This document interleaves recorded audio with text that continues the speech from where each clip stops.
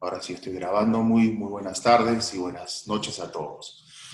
La conferencia de hoy es un extracto, un resumen de un ciclo de conferencias relacionadas con un tema que trata sobre la llegada de un planeta gigantesco, un planeta ¿no? en sus dimensiones verdaderamente importante, que ya ha atravesado digamos, el sistema solar. Eso ya lo sabemos hace mucho tiempo. Es un planeta que tiene una órbita que está más allá de lo que los astrónomos comúnmente conocen en función del movimiento de los diferentes astros en el universo. O sea, es un astro, es un planeta que rompe todos los esquemas, ¿bien? Y que lo describió con mucha claridad el astrónomo chileno Carlos Muñoz Ferrada. No estamos hablando de nada nuevo en realidad. Bien, profetas en la antigüedad también se refirieron al mismo. Nostradamus, Blavatsky, Gurdjieff, Samael y últimamente Rabulú, el maestro Rabulú, bueno, que son personajes del mundo esotérico, ¿no? Pero lo cierto es de que, independientemente de las fuentes, lo cierto es que en este momento Hercólogos está generando ya una fuerte influencia en el planeta Tierra y en general en todos los planetas del sistema solar.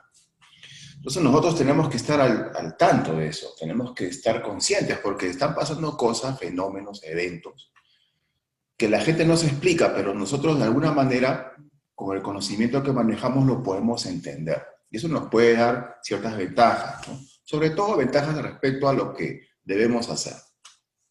Bien, ahora, hay una serie de fenómenos que se están suscitando a nivel biológico. Uno de ellos es el surgimiento de algunas enfermedades, ¿no? Si ustedes se ponen a analizar, la Organización Mundial de la Salud está mencionando de que viene una segunda, después viene una tercera, ¿no? Ola, respecto a esta enfermedad nueva. Porque es una enfermedad nueva. Eso no se puede negar. Miren, yo conozco el tema de la salud hace muchos años y les puedo asegurar de que esta enfermedad existe. Y no es una enfermedad provocada por conflictos. Bien, mejor dicho, un programa biológico. Claro, seguro aquí debe haber gente que no entiende eso aún, pero el doctor Hammer, que es el que descubre las 5 leyes biológicas y plantea todo un conocimiento, que le llama ciencia curativa germánica, establece que el origen de las diferentes enfermedades se dan por situaciones conflictivas. Bien, bueno, pero hay excepciones. Las excepciones son la traumatología, o sea, los accidentes, las intoxicaciones y los déficits y excesos nutricionales. Bueno, dentro de las excepciones se encuentran las intoxicaciones, se incluye, por ejemplo, la intoxicación por exposición a radiación atómica, ¿bien? Y de alguna manera, esto que está sucediendo actualmente, esta nueva enfermedad, se debe a ello. Hay una sobreexposición del planeta a cierto tipo de radiación. Bien, hay personas que dicen que son los satélites que Elon Musk está enviando a la atmósfera. Elon Musk, el dueño de Sea Space, ¿no? Y de Tesla.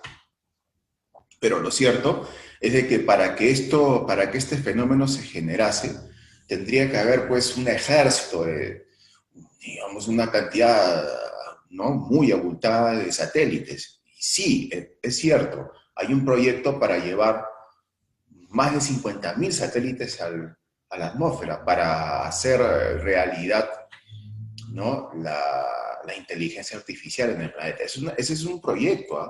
Eso no es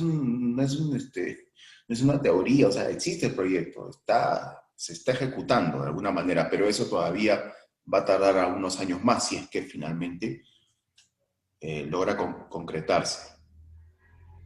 Lo cierto es de que independientemente de que estos fenómenos artificiales, ¿no? Como por acción del hombre, puedan darse en el futuro, en este momento estamos ya viviendo ciertas consecuencias, ¿bien? Y una de ellas es, como les decía, la influencia de Arcólogos. ¿Cómo está influyendo Arcólogos? Está, como quiera que ya dentro del, del sistema solar, y eso lo sabían muy bien, lo supieron muy bien los sumerios, ¿no? De hecho, Nibiru, porque ellos denominaron a este planeta Arcólogos como Nibiru. Nibiru en sumerio significa planeta de paso, ¿ya? O sea, no es el nombre de la estrella, del astro.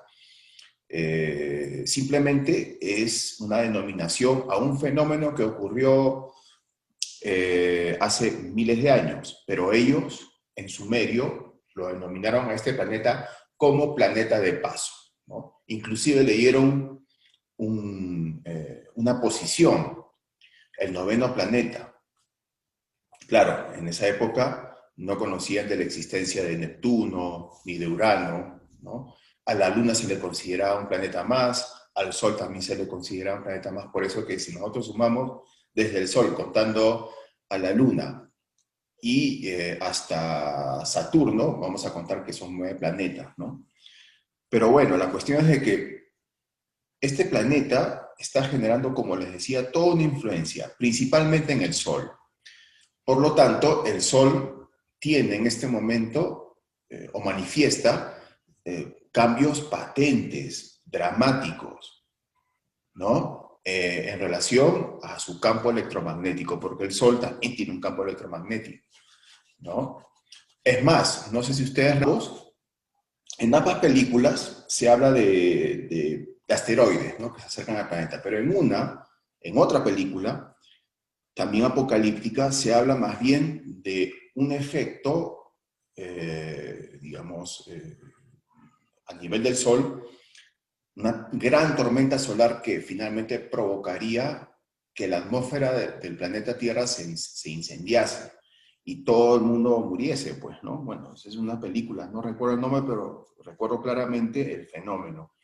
Entonces, la radiación como tal, cuando proviene del Sol, obviamente es un tipo de radiación, es un tipo de fenómeno al mismo tiempo en donde no podemos hacer prácticamente nada. ¿Qué podemos hacer? Sencillamente, bueno, lo único que podemos hacer es trabajar interiormente, de manera espiritual, pero eh, hallar una forma fáctica, ¿no? De podernos proteger de ese tipo de evento o de fenómeno natural es imposible. Bien, ahora, no hay que descartar una opción interna, espiritual. ¿Por qué descartarla? Si finalmente, asentándonos en nuestra parte interna, nuestra alma, que por cierto, muy poca gente se asienta ahí, podemos lograr grandes cosas, ¿no? O sea, verdaderamente, o sea, no estoy diciéndoles algo que no se pueda realizar, un albur, o no es algo que simplemente se me ocurre decirles. Se pueden lograr muchísimas cosas teniendo como centro de gravedad, teniendo como punto de partida nuestra parte interna, ¿no? Entre otras cosas, controlar nuestra fisiología. Y si no creen, bueno, vayan a la India y vean, pues, todos esos fakires, ¿no? Todos esos gurujis que hacen cosas increíbles con el organismo. Bueno, de todas maneras, vamos a hacer un resumen de este ciclo de conferencias. Son 5 conferencias. Las conferencias están relacionadas con la escatología, también incluimos algo de información respecto a la Atlántida perdida, ese continente que, ¿no? Del que habló Platón, que se extendió además, habló muchísimo acerca de este continente. Después vamos a hablar acerca de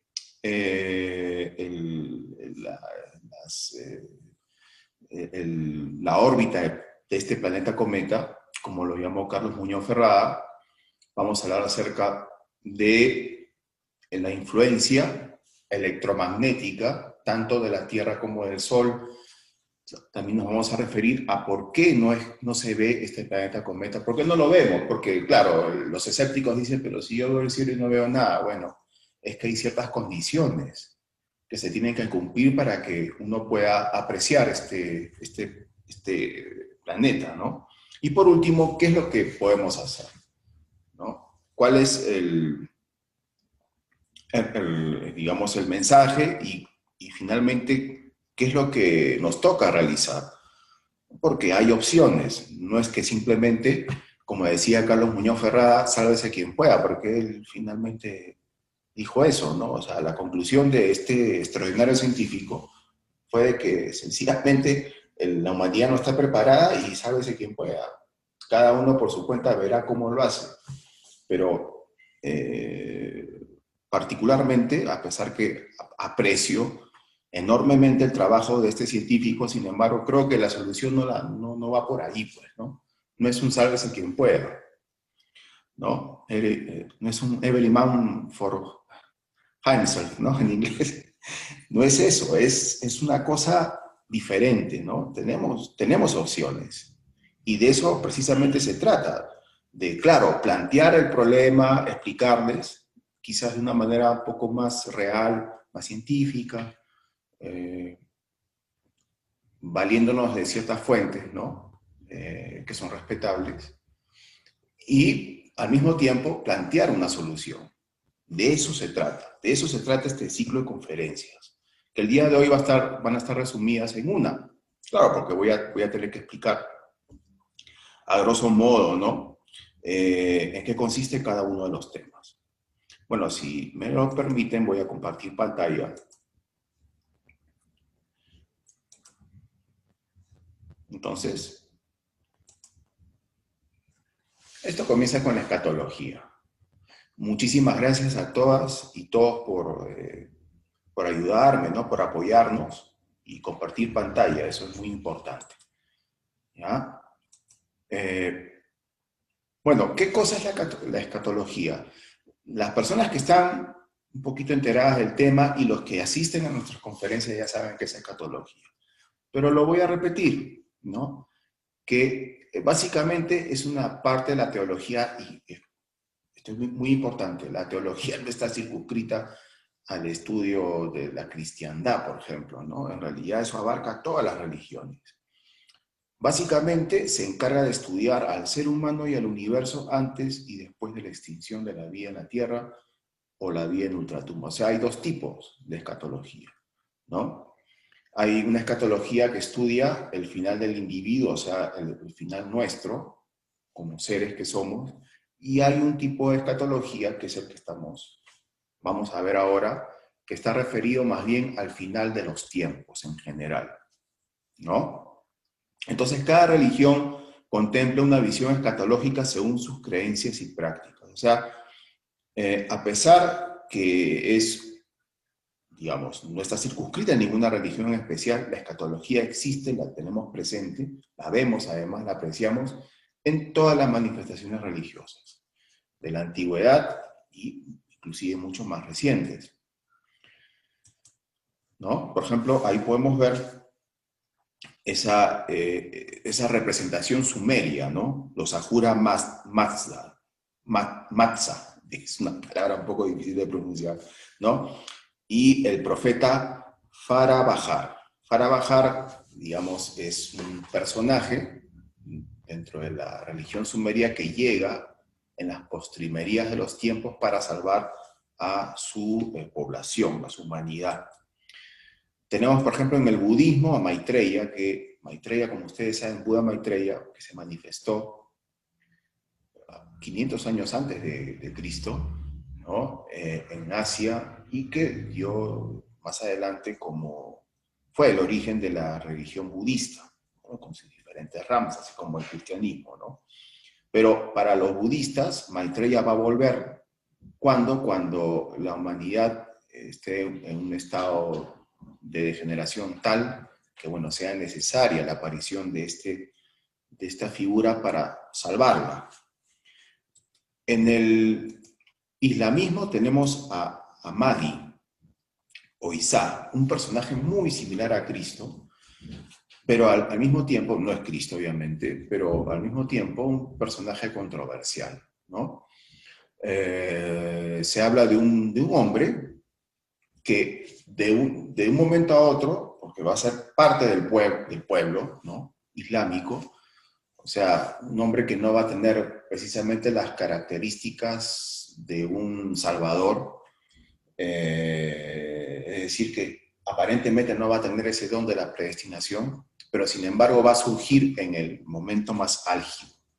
Va a ser un hombre que, a pesar que aparentemente es una persona normal, siempre estuvo, digamos, en contacto con Dios y siempre conversó con Dios y siempre se planteó esta problemática de cómo salvar a esta humanidad, ¿no? Bien interesante. Yo les sugiero que lean un poquito acerca de este personaje Mahdi, que en el Corán se lo cita, obviamente, es un personaje escatológico, y en donde en las diversas ramas islámicas, ya sea el chiismo, el sunismo, se lo interpreta de una manera muy particular, ¿no? Pero finalmente, este personaje representa a ese ser que va a sacar a su pueblo hacia un éxodo, lo va a salvar de estos momentos del fin, ¿no?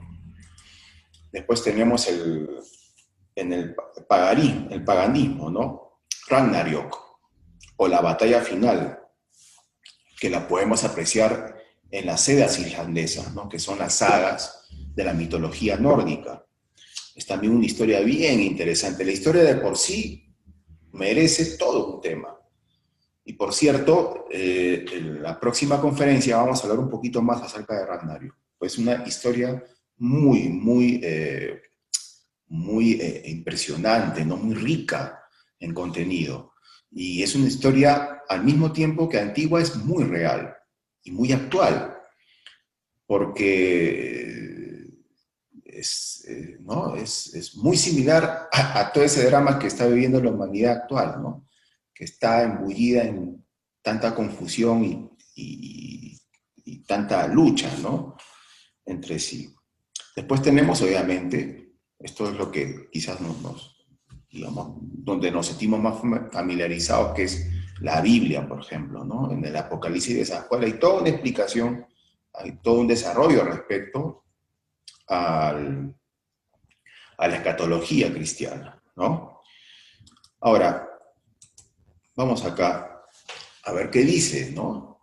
El Apocalipsis de San Juan en los versículos 10 y 11. En el versículo 10 se habla del tercer ángel, ¿no? Que toca la trompeta y cae del cielo, ¿no? Y una gran estrella ardiendo como una antorcha cae sobre la tercera parte de los ríos y sobre las fuentes de agua. Vean ustedes lo que está escrito en la Biblia.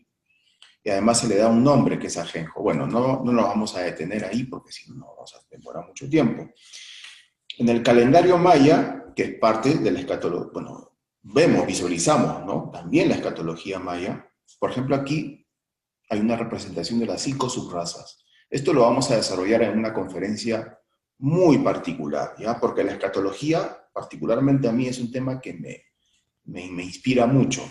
Es súper interesante porque estas filosofías, ¿no? Estos conocimientos de la antigüedad, ustedes quizás, digamos, no sé, alguien lo pueda menospreciar, pero era importantísimo porque estamos hablando del contacto directo con la divinidad, cosa que actualmente se ha perdido, ¿no? Ya no tenemos una élite que tiene ese contacto, más bien tenemos una élite que simplemente quiere exprimir al pueblo, ¿no? Antes no era así, ¿ya? Por eso que desde mi punto de vista la escatología es un conocimiento muy respetable. Entonces, vamos a ver qué dice la escatología maya. Miren, habla de la Atlántida, ¿no? Habla de que este continente fue absorbido por las aguas. Y vean, esto es textual, ¿eh? De un manuscrito maya de la colección de Ponglión, que al mismo tiempo esto se puede ver en el Museo Británico, obviamente en Inglaterra, pues, ¿no? Entonces ahí habla, ¿no? Del año 6 de Can 11 en Muluk, en el mes Sac, ocurrieron terribles terremotos que continuaron sin interrupción hasta el 13 de Chuen. El país de las lomas de barro, la tierra Atlante, fue sacrificada, ¿no? Después de 2 conmociones desapareció durante la noche, siendo constantemente estremecida por los fuegos subterráneos, que hicieron que la tierra se hundiera y reapareciera, varias veces y en diversos lugares.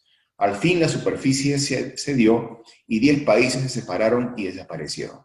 Se hundieron 64 millones de habitantes, 8.000 años antes de escribirse este libro.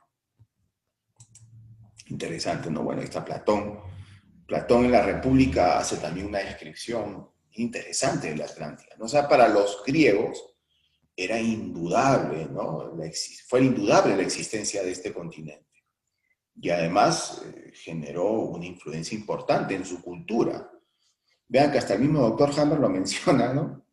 Los que siguen la nueva medicina, ahora que hemos de alguna manera liberado el tema de la melodía arcaica a la última hora del doctor Hammer, ahí está bien clarito, ¿no? El doctor Hammer le dice la Atlántida. Ahí está, lean ustedes, está al inicio de la obra. O sea, esto no, además, hablando ya, no refiriéndonos a la nueva medicina ni en estas fuentes, ¿no? Espirituales. Desde el punto de vista netamente científico, la Atlántida es una gran realidad, ¿no? En Norteamérica, si ustedes no lo sabían, durante todo el siglo XIX se encontraron más de 1000 esqueletos, cadáveres de gente que a todas luces no tenían las características biológicas del ser humano actual. Eran personas gigantes, 2,5 metros, 3 metros, 3,5 metros. Bien, y el Museo Smithsoniano no fue sino otra cosa que una forma, ¿no?, del sistema en ese entonces, de la élite de ese entonces, de ocultar toda esa información. Pero ¿por qué no se ocultan esa información? Eso tiene un sentido. Eso no es por las puras. Bien. Ahora, bueno, hay un autor, Mark Adams, escribió este libro, Meet Me in Atlantis, ¿no?, que significa Encuéntrame en la Atlántida. Es un título bien sugerente, ¿no? Y habla sobre las evidencias de la Atlántida. Para este autor, muy científico, muy pegado a lo convencional, aunque se arriesga un poco porque plantea cuestiones que, bueno, desde la perspectiva de la arqueología convencional no se contemplan, pero él sí se arriesga un poco. Bien, para él sí también existe la Atlántida. Bien, aunque no en la forma ni con las características que quizás los que, digamos, plantean la existencia de este continente, pero ya desde una visión mucho más imaginativa, digámoslo. Bueno, no lo ve de esa forma, ¿no? Esto lo ve de una forma más rígida, pero para este autor la Atlántida sí existió. Bien, y además, como corolario de su estudio, bueno, que fue plasmado en una obra, como les estaba comentando, Mimi Atlantis, el final de este continente o de esta humanidad se dio por la caída de un asteroide. Vean ustedes, lo mismo pasa, bueno, hay otro, digamos, ya yéndonos a la otra parte del péndulo, ¿no? Al otro lado del péndulo, Crotalo Sésamo, que es embajador de la comunidad Namajurian. Estos ya son un poco más locos, ¿no? Son mucho más alternativos, mucho más rompedores de esquemas. Entonces ellos hablan de que tienen acceso a ciertos portales, ¿no? Y van por los portales y pueden tener acceso a los registros acásicos y todo eso. Pero hay que también tomarlo en cuenta, porque si nosotros no comprobamos, entonces ¿cómo podemos afirmar que esto es falso? Lo importante aquí es hacer nuestra propia investigación. Si no somos historiadores, si no tenemos recursos que nos permitan tener acceso, ¿no?, a los vestigios arqueológicos, si no estamos en contacto con científicos, entonces, bueno, lo que nos queda es investigar internamente. Y eso también es muy respetable, ¿eh? No hay que denigrar o denostar esta capacidad, ¿no? El hecho de que esta civilización le haya quitado la capacidad al ser humano de poder tener contacto con su alma e incluso con la parte espiritual, eso no significa que eso no exista. Eso sí existe. De hecho, al activar ciertas zonas cerebrales, o sea, al aumentar la capacidad cerebral, podemos tener acceso a esa parte interna. No todo es libros, no todo es parte intelectual. No, señores. Esas cuestiones internas existen y se pueden desarrollar. Cualquiera lo puede hacer. ¿Ya? Cualquiera lo puede hacer. De hecho, tenemos, por ejemplo, un grupo. Si ustedes quieren participar, nos avisan. Tenemos un grupo, nos reunimos algunos días por semana, hacemos nuestras prácticas.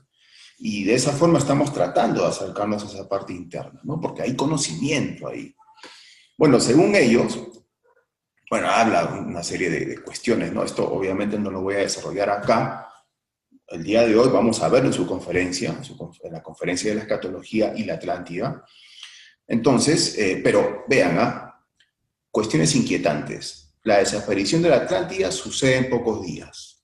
Para todos los investigadores, esto solo puede suceder por la influencia de una catástrofe, que puede ser asteroides, meteoritos, o la revolución de los ejes por influencia de un campo electromagnético enorme. ¿Ya? O sea, todos están de acuerdo, tanto los locos como los no tanto, entre comillas, llegan a la conclusión de que algo que vino de afuera generó la destrucción de la Atlántida. La Atlántida existió como continente, digamos, como humanidad, ¿no? No, de hecho, Santorini dicen que fue la última oportunidad de la civilización. Esta isla, Estado, en un momento estuvo en guerra con Grecia. Y si ustedes leen en la República la descripción de Platón sobre la Atlántida, habla de que Grecia estaba en guerra con Santorini. Importante eso, ¿eh? Y una erupción volcánica prácticamente destruye, ¿no? Casi la totalidad de esta humanidad, ¿no? La órbita del planeta cometa, ¿no?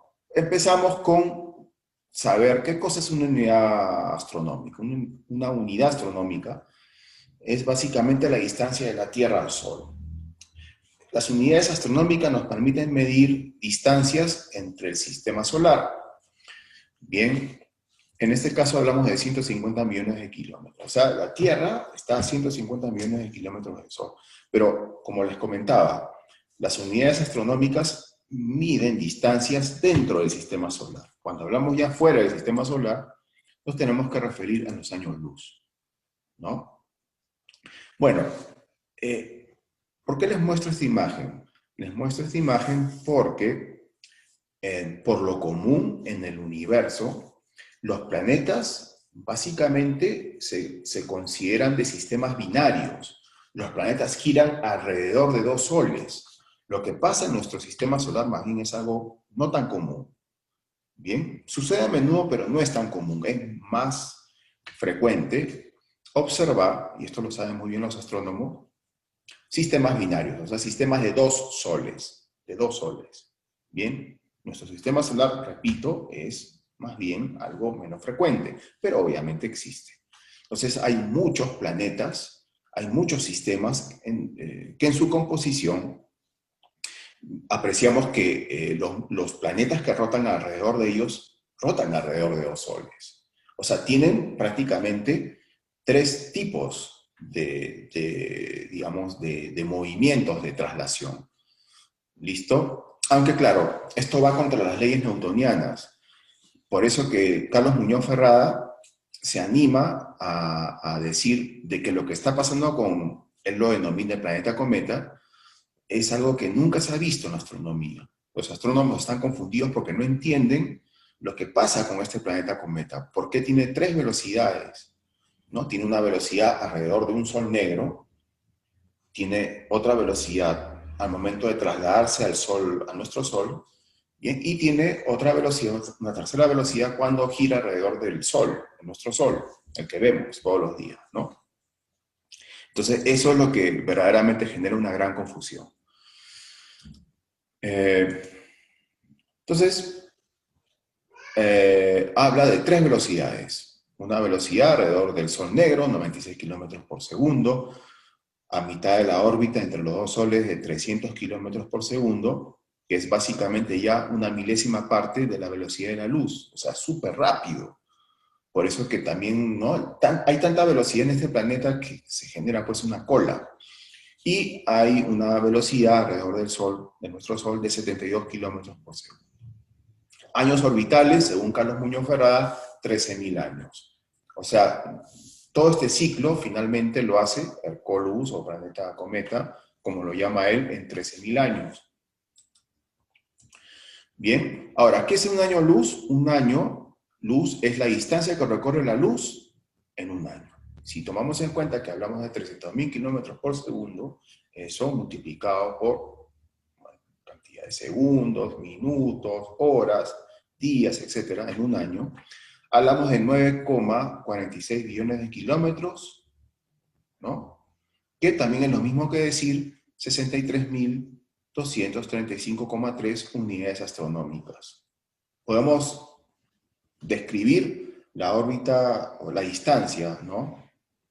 En función de los años luz, bien, y los años luz al mismo tiempo los podemos obtener en base a la distancia en kilómetros, pero también la distancia en unidades astronómicas.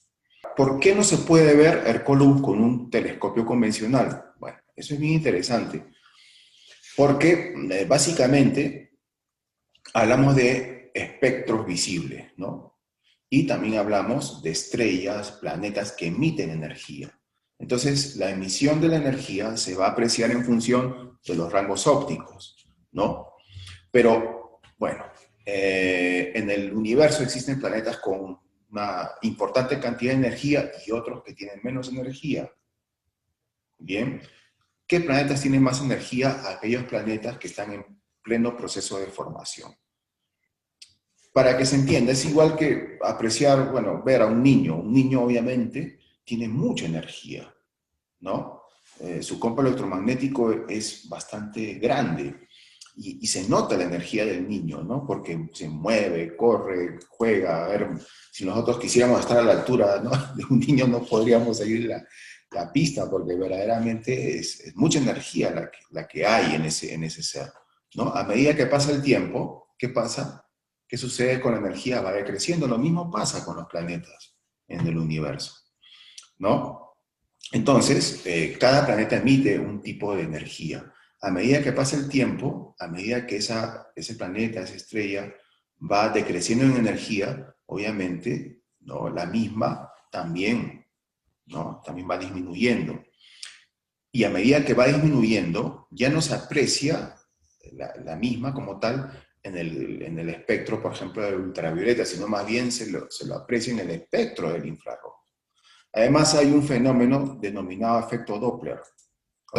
Después, ya en su conferencia, porque esto también corresponde a una conferencia, explico esos rangos, porque cada color, por ejemplo, que se mide en nanómetros, tiene un rango, ¿no? Bueno, ahí también vemos el tema de la nebulosa, ¿no? Esa es una foto con un telescopio ultravioleta, pero vean ustedes una foto con un telescopio de infrarrojos. Obviamente se ven más planetas, pues.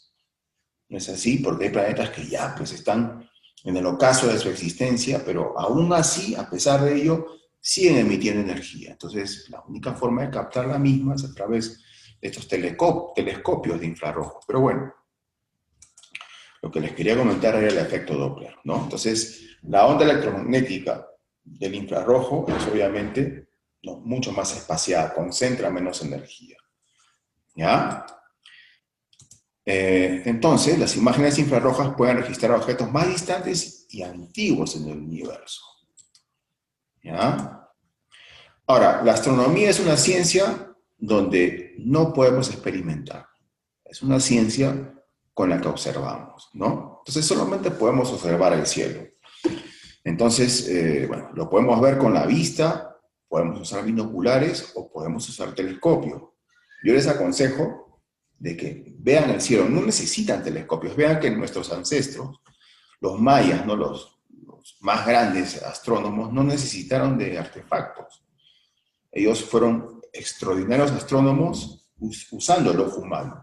Bueno, nosotros que tenemos ciertos aparatos, no lo usemos, podemos comprar, adquirir un largavistas, ¿no? O si ya quieren concentrarse un poquito más, ¿no?, y quieren hacer mejor las cosas, compren un telescopio.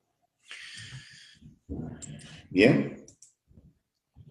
Entonces, pero obviamente hay ventajas y desventajas. Nosotros vivimos en una atmósfera que obviamente nos brinda muchísimas ventajas, ¿no? Hay agua, hay aire, hay oxígeno, ¿no? Entonces hay muchas cosas que hacen que la vida, como nosotros la concebimos, pueda ser viable, pero desde el punto de vista de la astronomía más bien es un inconveniente porque la atmósfera más bien sirve como una especie digamos, de escudo, no nos permite ver, ¿no? Lo que sucede en el universo. O sea, es una especie de filtro, pues. Y la astronomía, de alguna manera, también consiste en sobreponerse al mismo. ¿Esto cómo se logra? Posicionándonos en ciertas alturas, yendo más allá de la atmósfera, por ejemplo, ¿no? Hay telescopios que se han instalado en satélites que están en la estratosfera. Entonces, de esa forma, esos telescopios, por cierto, son los telescopios más fiables, más potentes, ¿no? Los mejores, por así decirlo. Y son los que básicamente nutren de imágenes a la astronomía moderna. Porque, como les decía, el oxígeno, la temperatura, la luz, el calor, todo eso hace una especie de filtro. Entonces no se puede apreciar el universo tal cual se podría apreciar, ¿no?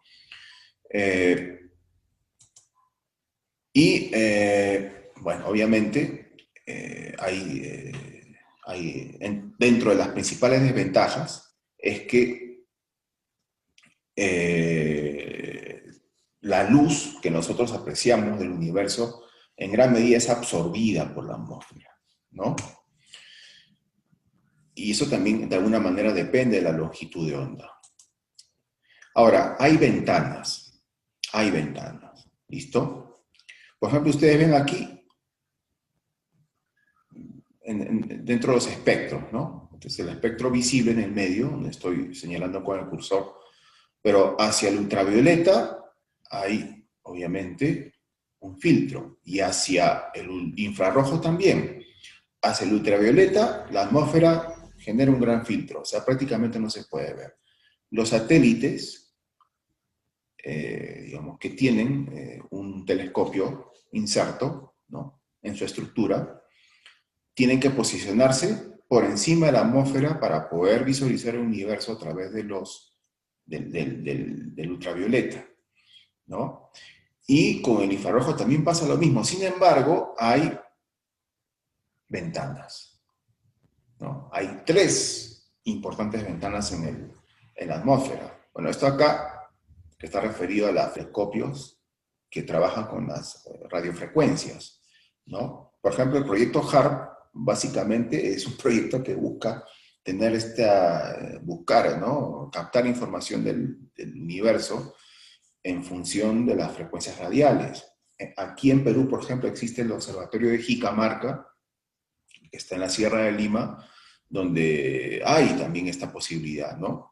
Ahora, dentro de la teoría de la conspiración se dice que el proyecto HARP, porque esto también está demostrado, ¿no?, está completamente demostrado, puede influenciar no solamente en la modificación de algunos fenómenos climáticos, ¿no? O sea, se pueden prácticamente generar artificialmente huracanes, terremotos, ¿no?, tornados, etcétera, etcétera, sino inclusive a nivel de la parte psíquica de la persona.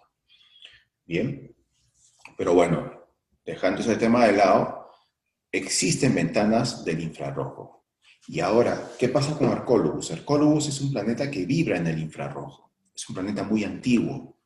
Es un planeta que de alguna manera está llegando ya al ocaso de su existencia. Bien. Ahora, hay ventanas. Las ventanas que nos permiten observar este planeta se encuentran muy cerca de los trópicos, muy cerca del polo norte o muy cerca del polo sur, o incluso a cierta altura. Bien, se sabe porque hay datos, algunos astrónomos dejaron datos, de que, por ejemplo, la mejor zona, o sea, una zona que ya se ve Hercólogos en este momento, es cerca al trópico de Capricornio y a una altura de 10.000 pies, o sea, más o menos 3.000, más de 3.000 metros sobre el nivel del mar. Bien, entonces las personas, por ejemplo, que están en ese lugar, consideren Chile, consideren Argentina, ¿no?, Bolivia, en nuestro hemisferio, entonces consideren que es una zona proclive, es una zona donde, digamos, pueden observar este fenómeno, pueden observar Arcolubus. ¿Dónde se ve muy bien? En este momento en el polo norte y en el polo sur. Bien. Entonces hay ventanas. Pero ¿qué pasa? ¿Por qué no se ve finalmente? Inclusive existen las bandas, ¿no? Están las tres bandas, banda J, banda H y banda K. ¿Pero por qué no se ve? Por esto, pues. Por esto. ¿Por qué no se ve? Por los chemtrails. Los chemtrails, ¿no? Básicamente están en el cielo, en aquellos lugares donde Arcolubus se ve. O sea, en todas estas zonas, los chemtrails tienen la misión de ocultar el sol, porque se ve en el amanecer, se ve en el atardecer, sobre todo, como les decía, en estas zonas del cielo, del planeta, perdón. ¿Ya? Entonces, bueno, también tenemos la conferencia relacionada con los cinturones de Van Allen, que son dos zonas de la magnetosfera terrestre donde se concentran grandes cantidades de partículas cargadas de alta energía. Acá viene más o menos ya la influencia que está originando, por ejemplo, estos cambios biológicos en la gente. ¿Por qué la gente se está enfermando? Porque hay mucha radiación. Básicamente es eso. Vean que los protocolos para personas radiadas, ¿no? Hay técnicas, ¿no? Hay sistemas terapéuticos de la medicina alópata, por ejemplo, la radioterapia. O sea, los protocolos para alguien que ha pasado por radioterapia son muy similares a los protocolos actuales de distanciamiento social. Investiguen por su cuenta si es que no me creen. Bien, pero gracias a Nicoleta Mijalia, una amiga que tenemos ahí en la Nueva Medicina, ella nos proporcionó ese dato. Entonces, eso es algo que hay que considerar, hay que tomarlo en cuenta, porque eso es lo que está pasando. ¿Bien? Otra cosa más. ¿Por qué hay personas que me preguntan, pacientes que estoy siguiendo, ¿no? Me dicen, pero Eduardo, ¿por qué se pierde el olfato? ¿Por qué se pierde el gusto? Claro, es porque básicamente cuando hay una inflamación a nivel del cerebro, cuando hay una inflamación a nivel de los diferentes lóbulos, aunque esto no es tan palpable, normalmente las inflamaciones cerebrales son más notorias en toda la zona de los acueductos, ¿no? Ahí sí verdaderamente se sienten. Pero es probable que ciertas zonas cerebrales, ¿no? Después de la exposición a la radiación solar, se inflamen.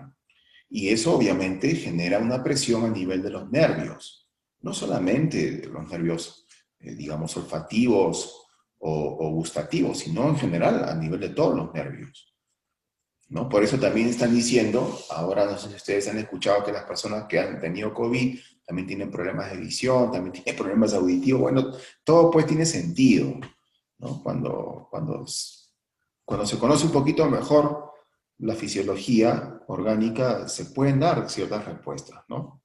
No digo que yo me las sé todas, no soy el único, hay mucha gente que lo sabe, ¿bien?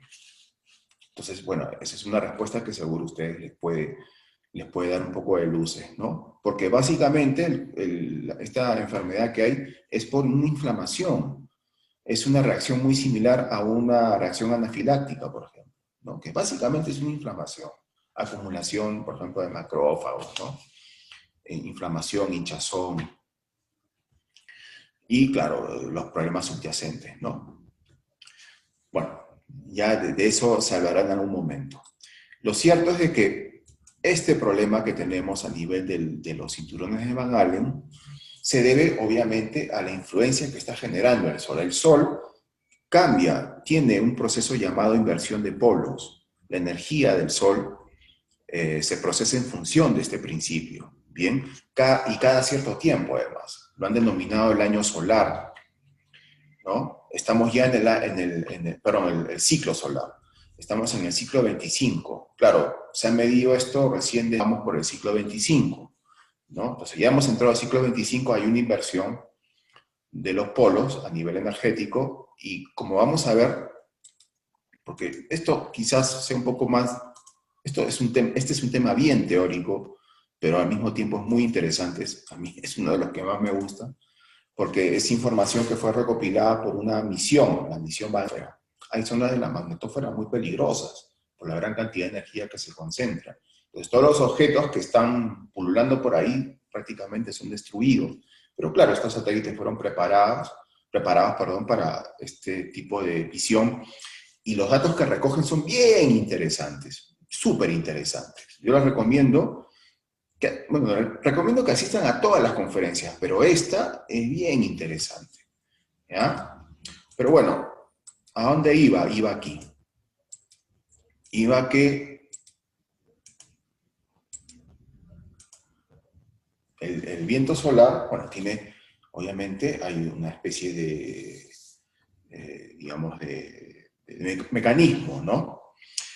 Hay dos tipos de viento, el leve, 400 kilómetros por segundo, y el fuerte, que es 750 kilómetros por segundo.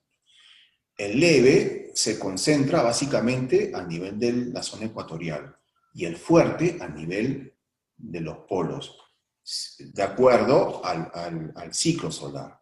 Como ha habido una inversión en los polos del Sol, entonces estamos en este preciso instante, estamos expuestos como planeta, o sea, nuestro campo electromagnético está expuesto a un viento fuerte.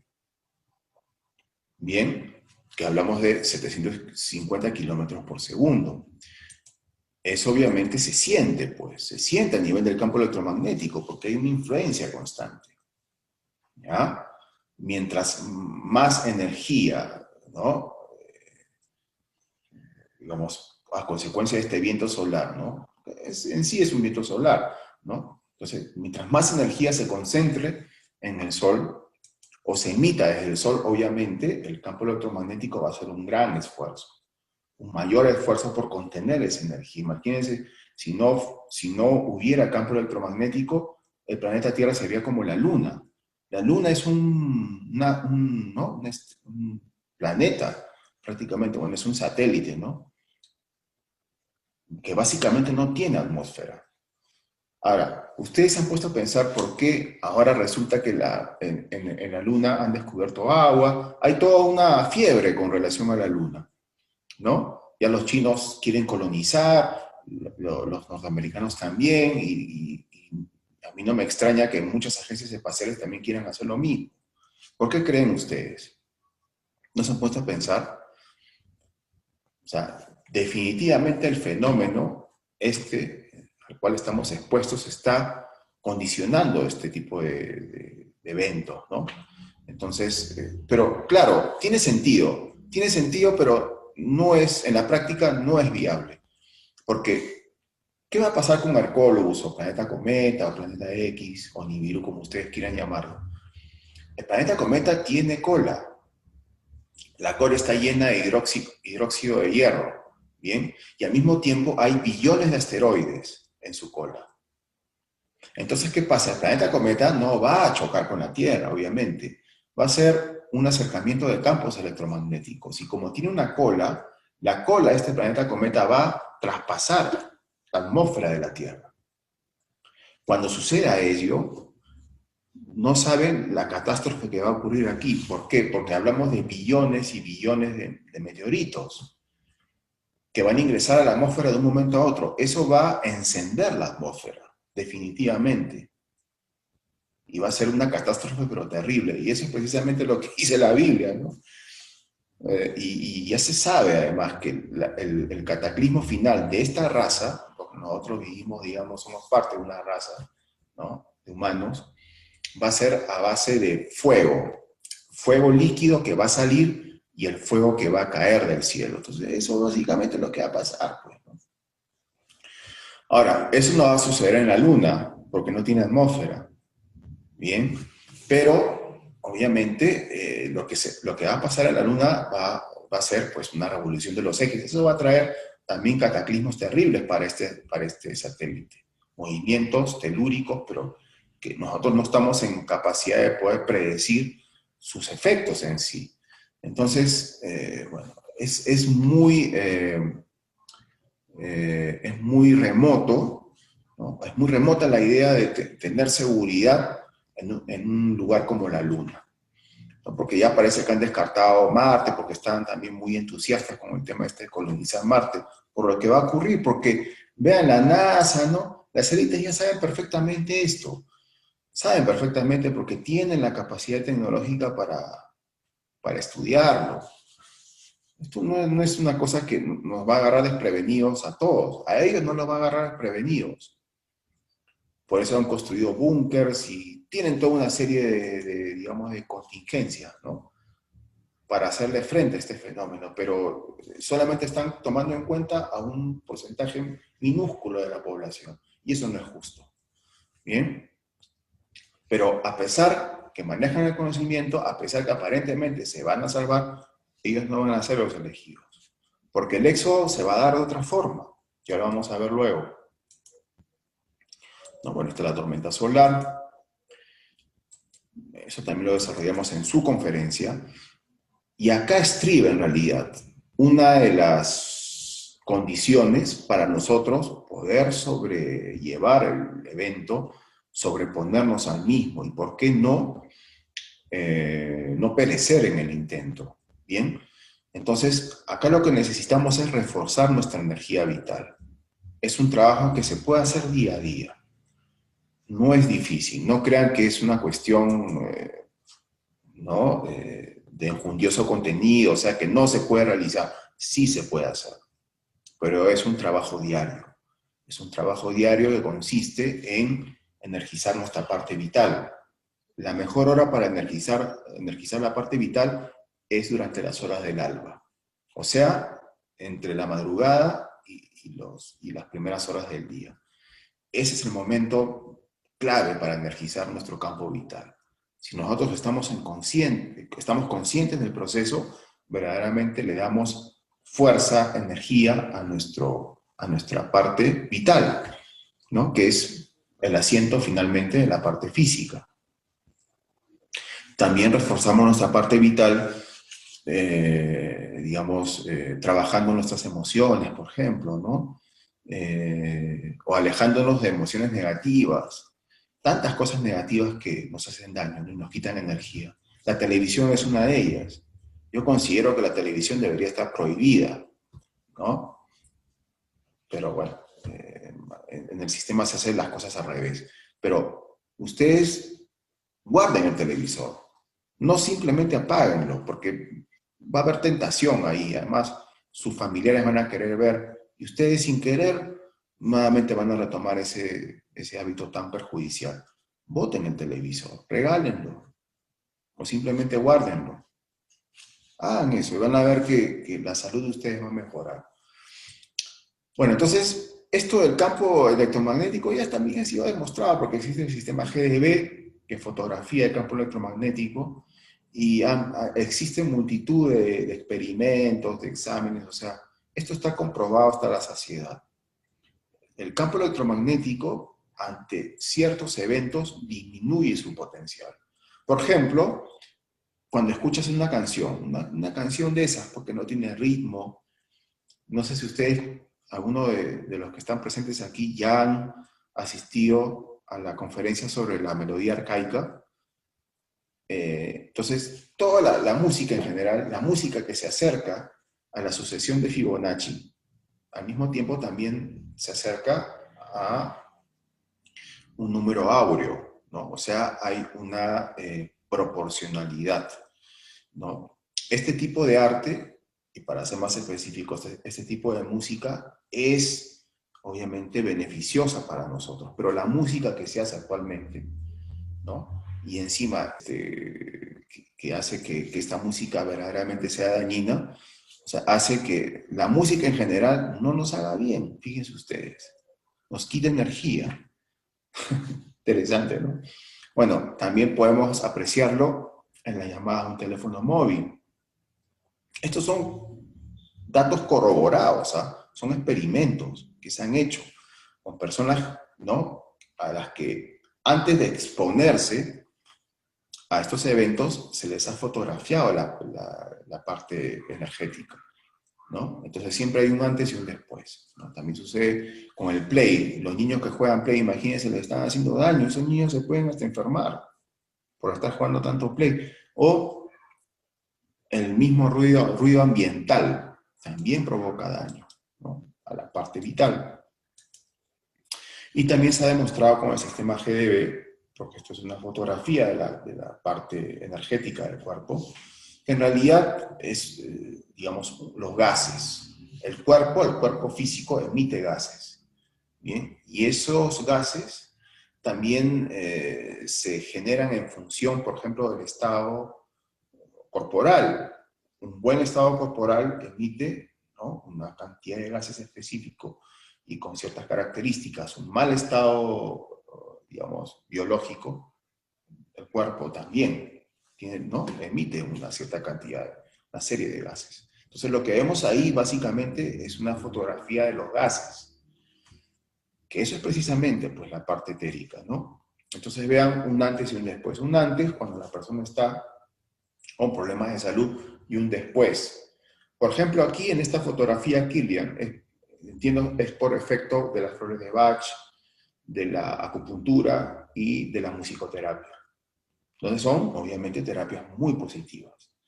Pero los que hacemos la nueva medicina tenemos la terapia reina, pues, ¿no?, que es la melodía arcaica. Eso verdaderamente es una maravilla. Entonces, todos deberíamos tener siempre ahí nuestra melodía arcaica sonando, mínimo durante las noches. Y eso, yo considero, les asegura un buen estado de salud, ¿no? Entonces, esto es el término del fin de los tiempos o el comienzo de algo nuevo. Bueno, es el fin de los tiempos, pero también es el comienzo de algo nuevo, porque esta tierra va a ser repoblada. Siempre el planeta Tierra ha sido repoblado después de una catástrofe, porque no es la primera catástrofe. Bien, ahora, desde el punto de vista netamente científico, convencional, ¿no?, desde el punto de vista de la paleontología, por ejemplo, se sabe que han habido grandes catástrofes. Las más emblemáticas sucedieron con la desaparición de los dinosaurios, que por cierto han sido dos catástrofes, ¿no?, dos catástrofes transalpinianas le denominan, ¿no? Bueno, pero para la ciencia convencional han habido catástrofes, han llegado meteoritos, han habido grandes erupciones volcánicas que han generado en su momento la desaparición de la vida en el planeta. Entonces, desde el punto de vista tradicional, estamos de acuerdo que han habido catástrofes. Desde el punto de vista ya de estos planteamientos que se hacen en función del acercamiento de arqueólogos, también va a haber una catástrofe, ¿no? Originó la desaparición de la Atlántida. En ese momento fue, de alguna manera, ¿no?, una catástrofe mucho más benigna, comparado a lo que va a suceder ahora, ¿no? En ese entonces hubieron lugares en el planeta donde las humanidades que estuvieron conscientes del proceso se refugiaron y sobrevivieron y fueron la base de una futura raza, ¿no?, que finalmente pobló luego el planeta. Pero ahora nadie se va a salvar. Por las características del fenómeno que nos va a acontecer, digamos, sobrellevar, lamentablemente, quizás sea una mala noticia para ustedes, para todos en realidad, nadie se va a salvar. La única forma de salvarnos es a través de un éxodo. ¿Y quiénes van a estar al corriente del éxodo? Los extraterrestres, las razas de otros planetas. Van a venir y se van a llevar a aquellas personas que estén aptas, ¿no? Pues, reúnan ciertas condiciones y no es un tema netamente de condición moral. Sí, obviamente es lo principal, pero esa parte interna repercute en la parte física, si ustedes no lo saben. Y eso siempre va a ser así, ¿no? Un guía espiritual es una persona, por sobre todas las cosas, con un buen estado de salud. Bueno, cuando le toca cumplir o ejercer su función, ¿no? Y las misiones tienen caducidad, ¿no? Entonces, eso es un reflejo, pues el estado de salud es un reflejo de cómo estoy viviendo internamente. Bien, entonces se necesita verdaderamente de disciplina, de hacer un esfuerzo, ¿Por qué? Por mejorar nuestra parte interna.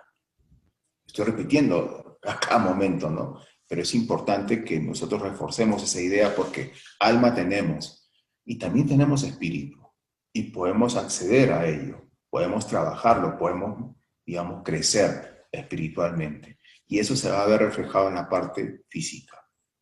¿Bien? De alguna manera, lo que nos ha dejado, por ejemplo, el doctor Hammer es sensacional porque, ¿no? Sanando nuestra parte biológica, vamos sanando el alma.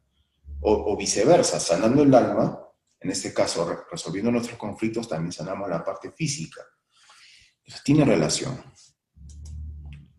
Esas son algunas fotos de extraterrestres, ¿no? ¿Y cómo va a ser el éxodo? Vamos a ser llevados por estas naves. Nos van a llevar a un lugar, eso sí, no les podría decir a dónde, pero hasta que todo este fenómeno cese, que pueden ser algunos cientos de años, no, después el planeta va a tener que poblarse. Bien, se va a tener que poblar de todas maneras. Ahora, evidencia, digamos, extraterrestre, creo que, bueno, ya hablar de eso sería como que un perogrullo, ¿no? Y hay muchas fuentes. Desde mi punto de vista, el 90% de estos seres tienen intenciones muy buenas, positivas, ¿no? Nos quieren ayudar. Solo una mínima parte parece que no tanto, ¿no? Y en realidad el nivel espiritual está en concordancia con el nivel de desarrollo de estas humanidades, de estas razas, ¿no? Ahora, a mí particularmente no me consta que existan reptilianos, que existan, no sé, ¿no? Estos seres que tienen malévolas intenciones y que están haciendo cosas. A mí no me consta, pero tampoco digo que no pueda suceder o no pueda existir. Quizás exista, pero a mí particularmente no me consta.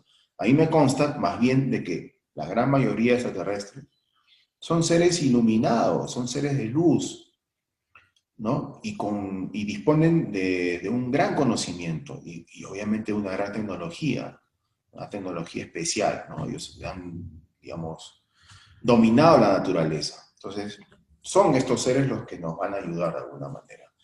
Tenemos que desarrollar ciertas capacidades, o en todo caso recuperarlas, porque son inherentes al ser humano, para poder estar en contacto con ellos. Ellos pueden hablar cualquier idioma, dicen, pero en realidad se comunican a través de la telepatía. Entonces, ¿qué nos toca hacer? Ese trabajito, desarrollar la telepatía, se puede. Bien, se puede hacer. Ahora, lo importante, lo más importante para realizar este trabajo, ¿no? Para empezar al menos. Les hablé del tema este de controlar las emociones, de huir de todas esas emociones negativas, apagar el televisor, ¿no? Alejarnos de cosas que nos hagan daño, ¿no? Desde el punto de vista interno, espiritual o en relación al alma. Bueno, pero existe un trabajo interno relacionado con la eliminación de los defectos. Eso en la antigua Grecia se lo representó de diversas formas, ¿no? La más conocida, la historia de Perseo, ¿no? Que corta la cabeza de Medusa, ¿es así? Y, digamos, finalmente pasa, ¿no? Una prueba importante, ¿no? Entonces, esto representa en sí el trabajo que tiene que hacer cada uno de nosotros. Tenemos que derrotar a Medusa, que es una representación de nuestros defectos, para que la luz comience a brillar. No es posible que nosotros sigamos pensando que la luz ya no brilla, o brilló en ciertos avatares, ¿no? En ciertos personajes. La luz puede brillar en cada uno de nosotros. Solo es cuestión de hacer un trabajo, ¿no? De investigar y profundizar en el mismo y comenzar a hacerlo. Porque es un tema práctico, ¿eh? No es un tema intelectual, no es un tema teórico. Es un tema más bien del día a día. Nosotros, en el día a día, tenemos la oportunidad de hacer un trabajo sobre nosotros mismos y de crecer. ¿Bien? Y ese trabajo de crecimiento interno está íntimamente relacionado o la muerte de nuestros agregados psicológicos, nuestros defectos. ¿Ah? Bueno, entonces, aquí termina la conferencia. Yo estoy bien, bien agradecido con ustedes por haberme acompañado.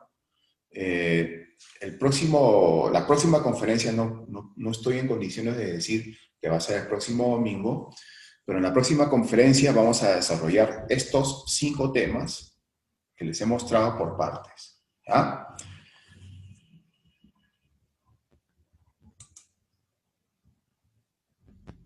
Bueno,